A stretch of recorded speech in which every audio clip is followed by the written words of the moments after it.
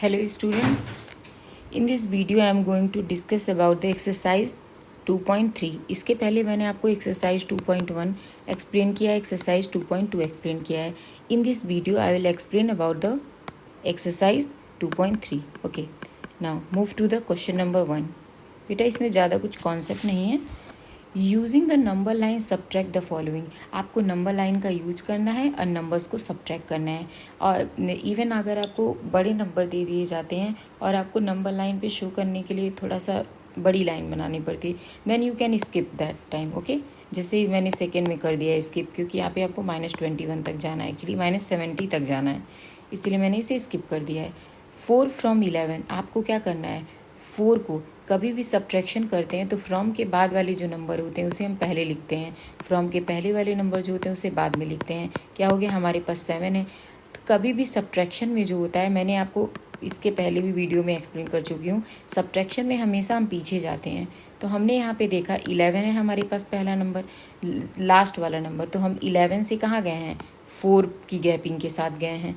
1 gapping, 2 gapping, 3 gapping and 4 gapping, तो हम 11 के साथ 4 गैपिंग पे गए. बेटा एज इट इज़ सारे क्वेश्चन ऐसे ही आपको करने हैं.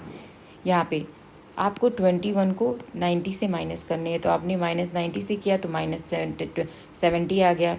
सॉरी, -70 एक्चुअली नहीं आएगा, ये तो पूरा ही गलत है एक्चुअली, ये आपको नहीं करने हैं, ये आपको नहीं करने हैं. ओके, नाउ मैं इसको दोबारा करा रही हूँ. आपको क्या करने हैं, 21 से -90 को क्या करने हैं, सब्ट्रैक्ट करने हैं.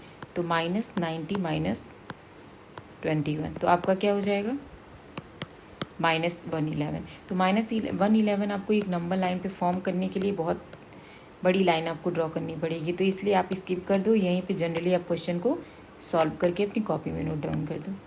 Now next question. जैसा कि मैंने यहाँ पे थोड़ा सा ये मिस हो गया है, बट बेटा आपको अपनी कॉपी में एज इट इज़ इसको बनाना है एंड कैलकुलेशन करनी है. ओके, इसमें कुछ एक्सप्लेन करने को नहीं है, इसलिए मैं नहीं कर रही हूँ. नाउ लास्ट वाले क्वेश्चन में भी हमें ज़्यादा करना है, इसलिए मैंने 9 पे छोड़ दिया इसको. वैसे कर सकते थे, अगर आप बनाना चाहो तो बना लो, नहीं तो यहीं पे छोड़ देना इसको. नाउ यहाँ पे जनरली आपको सब्ट्रैक्ट करना था. सब्ट्रैक्ट करना इन द सेंस, आपको नंबर माइनस माइनस प्लस हो गया, 10 में 3 गया 7 हो गया, माइनस माइनस प्लस 6, 9 में 6 गया -3, 16 32, ये आपकी वैल्यू हो गई. तो मीन्स बेटा यहाँ पे सिंपली कैलकुलेशन करना है. मैं वीडियो को यहाँ पे रोक रही हूँ ताकि आप इसको नोट डाउन कर लो. वीडियो को आप पॉज करके इसे नोट डाउन कर लेना. Now next question, find the value. Find the value के लिए जैसे -8 है हमने लिख दिया, +9 लिख दिया, माइनस माइनस प्लस होते हैं हमने लिख दिया 25. देन बेटा माइनस प्लस माइनस में पीछे आपको मैंने बताया था कैसे करना है. तो 9 में 8 गया 1 आया, 1 जो बड़ा नंबर है आपका 9 है, उसके आगे प्लस का साइन है, तो इसलिए प्लस का 1 होगा. ओके, एंड +25 हमने लिख दिया, प्लस प्लस प्लस होता है, तो 25 और 1 को ऐड किया तो 26 आया. ओके बेटा, as it is step wise सारे कैलकुलेशन आपको करने हैं. अगर आप स्टेप फॉलो करते हो तो आपका प्लस या माइनस कभी गलत नहीं होगा. आपको सिमिलरली ये भी करने हैं, ऐसे ये भी करने, ये भी, ये भी, ये भी. ओके, इसको वीडियो को पॉज करके नोट डाउन कर लो अपनी कॉपी में. नाउ नेक्स्ट क्वेश्चन, आपको क्या करना है, यहाँ पे जो हमारा ब्लैंक्स है इसे क्या करना है, you have to fill this blank. मैं आपको यहाँ पे एक क्वेश्चन सॉल्व करके दिखा रही हूँ. एक्चुअली आप कैसे करोगे, कैसे ये -7 आया. आप -8 हैं, ब्लैंक्स को आप मान लो x हुए, ठीक है, ये इक्वल टू -15 हो गया. अब यहाँ पे -8 आपका इधर -8 है, अगर आप दूसरी साइड इसे भेजोगे तो माइनस से प्लस हो जाएगा, यहाँ पे x बचेगा. देन x इक्वल टू -15 + 8 हो गया. ओके, देन माइनस प्लस क्या होता है, माइनस होता है. 15 में से 8 के क्या हो गया, 7 होगा. 15 बड़ा है, इसके आगे क्या लगा है, माइनस का साइन, तो आपकी वैल्यू क्या होगी, -7 होगी. तो हमारे पास वैल्यू क्या है, -7 आई. यही -7 मैंने यहाँ पे लिखा है.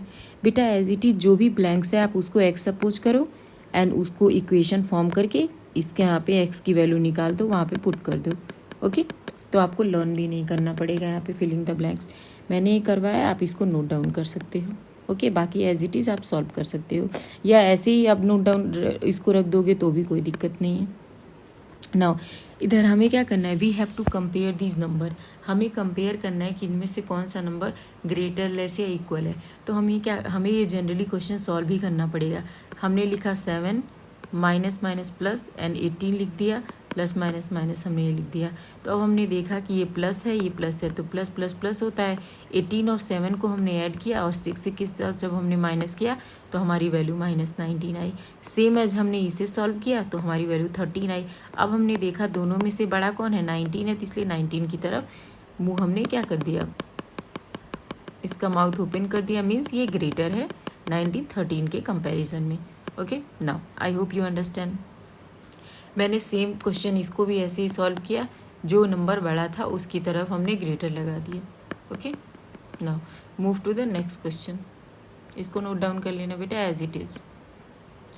सेम मैंने इसको भी ऐसे ही सॉल्व किया, जो बड़ा नंबर था उसकी तरफ हमने माउथ इसका ओपन कर दिया।